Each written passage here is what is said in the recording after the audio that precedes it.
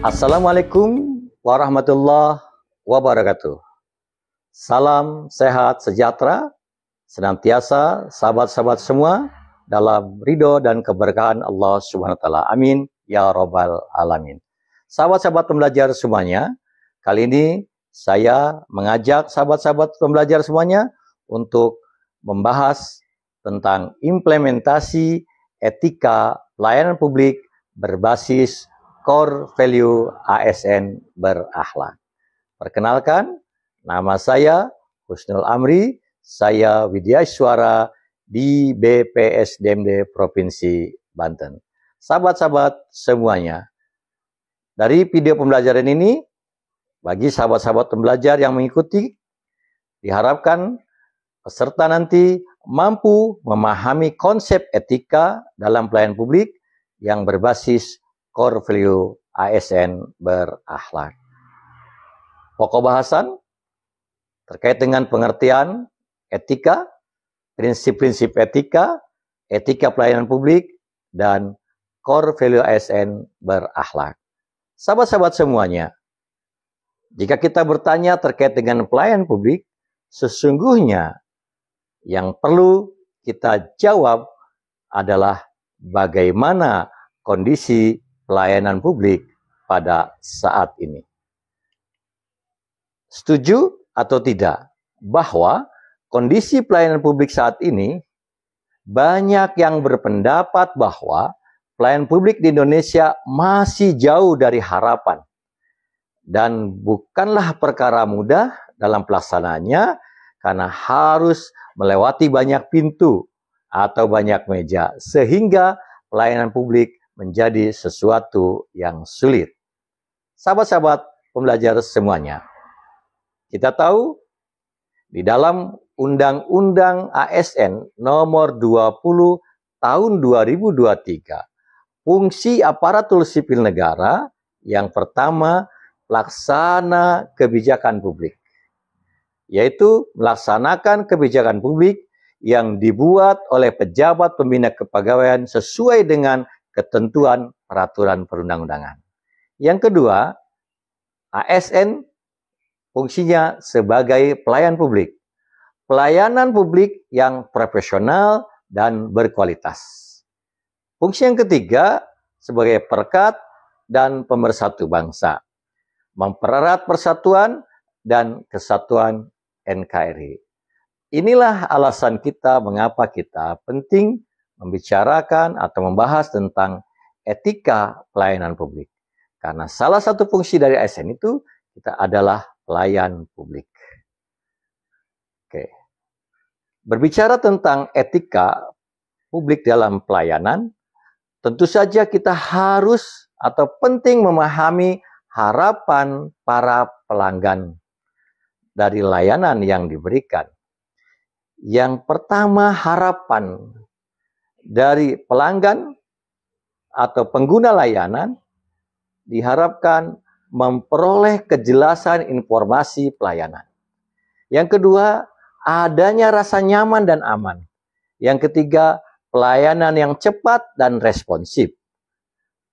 Berikutnya, pelayanan petugas yang profesional. Pelayanan yang berkeadilan. Dipahami keinginannya. Dan kemudahan menghubungi petugas dan cepat tanggap dalam penanganan keluhan.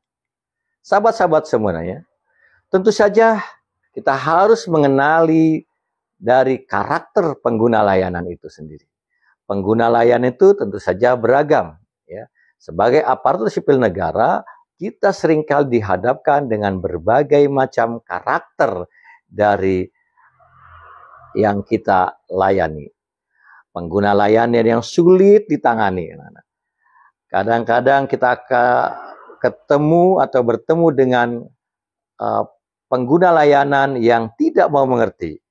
Cerewet, terus mengeluh, pemarah, ada yang penuntut, ada yang merasa serba tahu, ada juga seringkali menunjukkan rasa pesimis.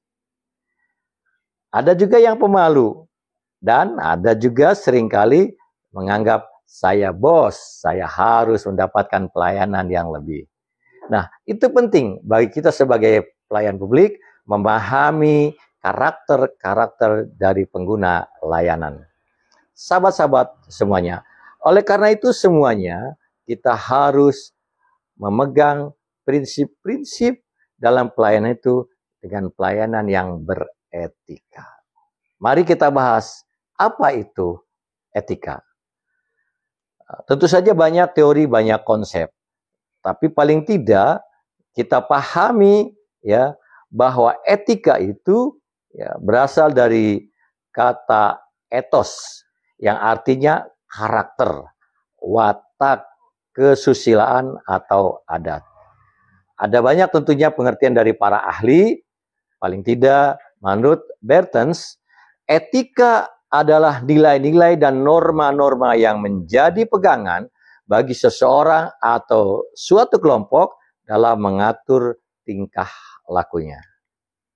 Nah, beberapa prinsip-prinsip etika yaitu prinsip keindahan, kemudian prinsip persamaan, prinsip kebaikan, prinsip keadilan, prinsip kebebasan, prinsip kebenaran. Itulah tadi prinsip-prinsip etika. Oleh karena itu, etika harus juga dibungkus atau dipandu dengan kode etiknya. Yaitu, apa itu kode etik? Adalah aturan yang mengarahkan perbuatan manusia agar sesuai dengan nilai etik yang dianut, dan menjaganya agar nilai etik tersebut dapat dipelihara, ya, itu menurut Dadang Supianto. Jadi kode etik selalu dihubungkan dengan aturan tertulis dari suatu institusi atau profesi, sebagaimana tata cara berkomunikasi atau berinteraksi dengan klien dan juga terhadap lingkungan sekitar. Apabila dilanggar, akan ada sebuah sanksi. Nah, itulah kode etik. Jadi, etika implementasinya harus didasarkan dengan kode etik. Hal lain yang penting dalam implementasi etika itu adalah tentang cara penampilan diri. Ya, yang terkait dengan etika yaitu diantaranya cara penampilan diri. Karena penampilan menarik mencerminkan kepribadian seseorang. Penampilan juga dapat menggambarkan karakteristik seseorang. Nah, atau penampilan lebih kenal dengan grooming. Grooming memiliki pengertian yang beraneka ragam dan mencakup penampilan diri, yakni selain pemeliharaan badan, cara berpakaian, cara duduk, cara berdiri, dan cara berbicara. Nah, itulah grooming. Jadi grooming adalah cara seseorang menampilkan dirinya dengan berpakaian rapi, menata rambut, dan merias wajah dengan natural. Tidak bau badan dan percaya diri. Ini penting bagi pelayan publik. Sahabat-sahabat pembelajar semuanya. Kenapa kita harus berbicara tentang grooming? Kenapa kita harus memahami cara penampilan diri? Apa manfaatnya? Manfaatnya dalam keseharian, cara penampilan diri itu yang pertama meningkatkan rasa percaya diri. Tubuh semakin sehat, bentuk kepedulian diri, memunculkan rasa hormat siapapun yang datang ke tempat pelayanan, membuat kesan positif, menampilkan standar penampilan pribadi yang apik. Sahabat-sahabat pembelajar semuanya, mari kita lanjutkan dengan pembahasan etika pelayanan publik itu sendiri. Apa sih etika pelayanan publik itu? Adalah suatu cara dalam melayani publik dengan menggunakan kebiasaan-kebiasaan yang mengandung nilai-nilai hidup dan hukum atau norma yang mengatur tingkah laku manusia yang dianggap baik. Itu menurut Rohman dan kawan-kawan. Tujuannya pemenuhan kebutuhan pelayanan sesuai dengan peraturan perundang-undangan bagi setiap warga negara dan penduduk atas barang, jasa, dan atau pelayanan administratif yang disediakan oleh penyelenggara pelayanan publik. Kemudian, menciptakan kepuasan penerima pelayanan publik dan meningkatkan kepercayaan publik terhadap pelayanan publik. Sahabat-sahabat pembelajar semuanya, lalu bagaimana etika sesama petugas pelayanan publik? Tentu saja kita wajib menggalang kerjasama yang sehat dengan sesama petugas pelayanan publik. Harus saling mengingatkan, membimbing, dan mengoreksi perilaku sesama petugas pelayanan publik. Harus memiliki rasa kebersamaan dan kekeluargaan di antara sesama petugas pelayanan publik. Sahabat-sahabat semuanya. Kemudian etika dengan pihak yang dilayani bagaimana? Senantiasalah menjaga penampilan. Mampu menjalin interaksi yang sehat dengan pihak yang dilayani. Mampu menciptakan iklim kerja yang baik dengan pihak yang dilayani. Wajib menggalang kerjasama yang sehat dengan pihak yang dilayani. Itu etika dengan pihak yang dilayani. Sahabat-sahabat pembelajar semuanya, sebagai panduan implementasi fungsi ASN sesuai Undang-Undang ASN nomor 20 tahun 2023, bagaimana menerapkan etika pelayanan publik itu, kita punya core value ASN berakhlak. Jadi, panduan untuk melakukan atau mengimplementasikan etika dalam pelayanan publik, rujukannya adalah core value ASN berakhlak. Oke. Berakhlak, ini sebuah akronim dari berorientasi pelayanan, A, akuntabel, K, kompeten, H, harmonis, L-nya loyal, A-nya adaptif, dan K yang terakhir kolaboratif. Nah, Undang-Undang nomor 20 tahun 2023 tentang aparatur sipil negara yang termuat dalam Lembaran Negara Republik Indonesia tahun 2023 nomor 141 tambahan Lembaran Negara RI nomor 6897. Ya. Asas, nilai, dasar, serta kode etik dan kode perilaku di pasal 3 ayat 2 nilai dasar ASN berakhlak, yaitu berorientasi pelayanan, akuntabel, kompeten, harmonis, loyal, adaptif, dan kolaboratif. Dalam pasal 4 ayat 2, nilai dasar ASN dijabarkan dalam kode etik dan kode perilaku ASN. Ya. Ini sebagai referensinya, panduan perilaku korporat ASN berakhlak. Ya, jadi ada panduan perilaku dari masing-masing nilai berakhlak tersebut. Ya. Berorientasi pelayanan dimaksudkan adalah selaku ASN kami siap memberikan pelayanan terbaik untuk rakyat Indonesia. Akuntabel, kami memegang teguh kepercayaan yang diberikan. Kompeten, kami terus belajar dan mengembangkan kapasitas.